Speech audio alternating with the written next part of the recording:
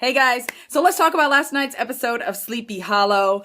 We kind of learned some big stuff in this episode, and Jenny was in this episode, so it was definitely a good one. Kind of the big thing in this episode is that we got the origin story of the Horseman. We finally figure out who he was, and through some flashbacks, we get that he is connected to Ichabod's past. It basically turns out that Ichabod's BFF is now the Horseman of Death. There are lots of twists and turns as we get that Ichabod's best friend Abraham was actually originally engaged to Katrina, but then Katrina broke the engagement off because she wasn't in love with him. She was in love with Ichabod, and so there was all kinds of like 18th century drama around that. Now Ichabod and Abby kind of figure all this out because they end up using Andy to talk to the Horseman, right? Remember last week when I was like, how are they going to interrogate the Horseman when he doesn't have a mouth?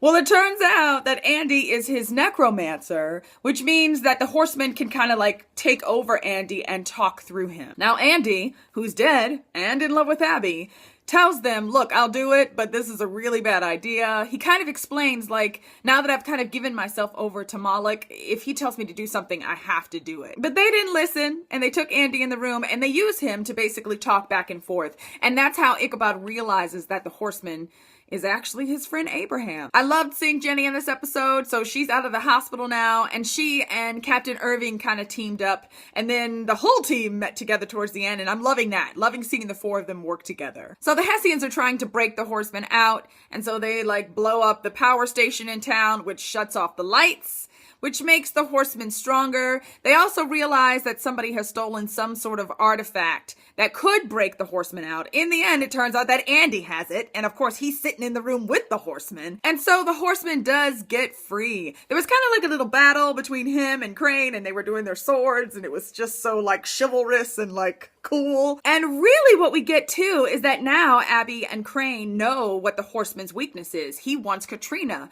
The reason that Moloch is holding Katrina is for the Horseman, because Ichabod's best friend Abraham is still kind of in love with this woman and can't believe that she chose Ichabod over him. It was a good episode, you guys. I'm loving this show. You know that though. I loved learning the Horseman's origin, and I love the fact that it's like everything is kind of connected.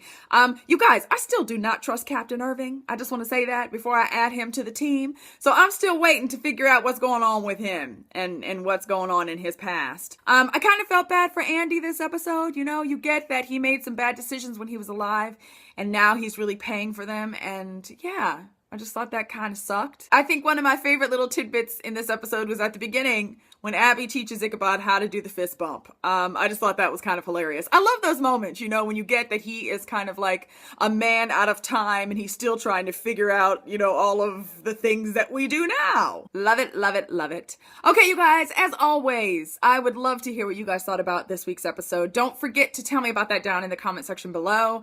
Thanks so much for watching, you guys, and I will see you again soon. Bye.